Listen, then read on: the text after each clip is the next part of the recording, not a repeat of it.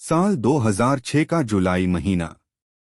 पूरा पुणे शहर बारिश में डूबा हुआ था। रात के करीब 10 बजे होंगे।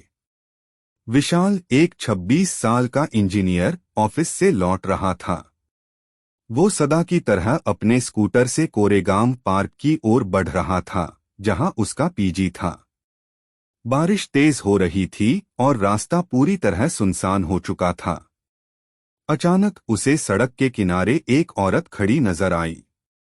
सफेद साड़ी, भीगे हुए बाल और हाथ में छाता, लेकिन चेहरा वो जैसे पूरी तरह छाया में था। वो पास आई और धीमे से बोली, भाई साहब, क्या आप मुझे बस स्टैंड तक छोड़ देंगे? बहुत देर हो गई है। विशाल थोड़ी झिझका, लेकिन फिर सोचा, कौन इतनी रात को यूं फंसना चाहेगा? बैठिए, उसने कहा।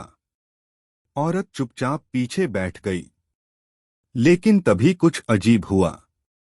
स्कूटर पर उसका वजन जैसे बिल्कुल महसूस ही नहीं हो रहा था, और उसका शरीर ठंडा, जैसे बर्फ। विशाल ने बातचीत शुरू करने की कोशिश की। आप कहाँ जा रही हैं? Bus stand. बस यही जवाब मिला। कुछ ही मिनट बाद विशाल को लगा कि वो रास्ता कुछ अलग है।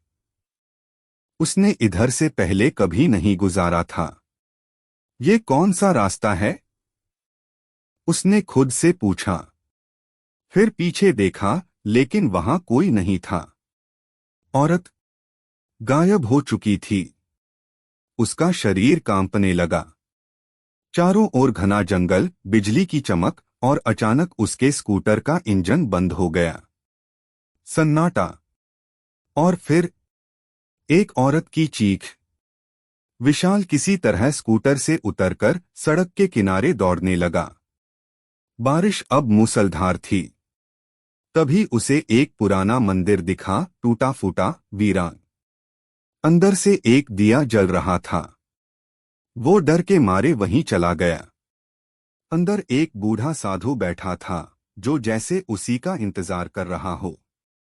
उसके पीछे क्यों गया था? साधु ने बिना कुछ पूछे कहा। क कौन? विशाल कांपते हुए बोला। जो रात को बस स्टैंड जाने का बहाना बनाकर लोगों को इस जंगल में बुलाती है।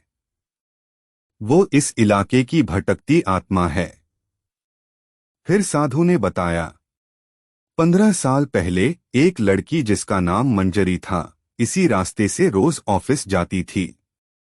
एक दिन उसे कुछ मनचलों ने परेशान किया, और फिर उसकी लाश इसी जंगल में मिली। तब से हर साल बारिश के दिनों में कोई न कोई इस रास्ते में उसे लिफ्ट देता है, और फिर गायब हो जाता है। विशाल अब पूरी तरह डर चुका था।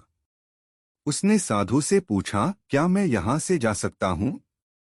साधु बोला, अब नहीं। आज की रात इसी मंदिर में रहो। सुबह होने तक कुछ मत सुनना, कुछ मत देखना। सिर्फ ये दिया जलाए रखना। रात बीती, लेकिन हर घंटे मंदिर के बाहर कुछ न कुछ होता रहा। कभी लड़की की सिसकियां, कभी दरवाजे पर खटखटाहट, कभी कोई जोर से चिल्लाता, मुझे छोड़ दो। विशाल ने किसी तरह आंखें बंद करके बैठा रहा। और सुबह होते ही जब उसने बाहर देखा तो चारों ओर शांति थी। साधु ने उसे रास्ता बताया और विशाल किसी तरह वहां से बाहर निकला। वो सीधा अपने पीजी गया, लेकिन वहां सब लोग उसे देखकर हैरान रह गए। तू कहाँ था 3 दिन से? हमने तो पुलिस में रिपोर्ट भी कर दी थी। विशाल हक्का बक्का रह गया। उसके लिए तो ये सिर्फ एक रात थी। बाद में जब उसने अपने दोस्तों को मंजरी की कहानी बताई, तो एक लोकल बुजुर्ग ने कहा, जिसने मंजरी को देखा वो फिर कभी वैसा नहीं रहता। उसे वो हमेशा पुकारती रहती है।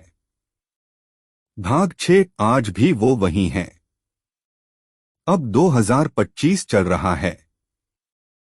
विशाल शहर छोड़ चुका है। लेकिन हर साल जुलाई की पहली बारिश में कोई न कोई वहां से लापता हो जाता है। कहाँ जाता है? जो भी बारिश की उस रात मंजरी को देख लेता है उसकी जिंदगी कभी वैसी नहीं रहती। क्या आपने कभी किसी को अंधेरे रास्ते पर अकेले खड़ा देखा है? तो अगली बार सोचिएगा जरूर।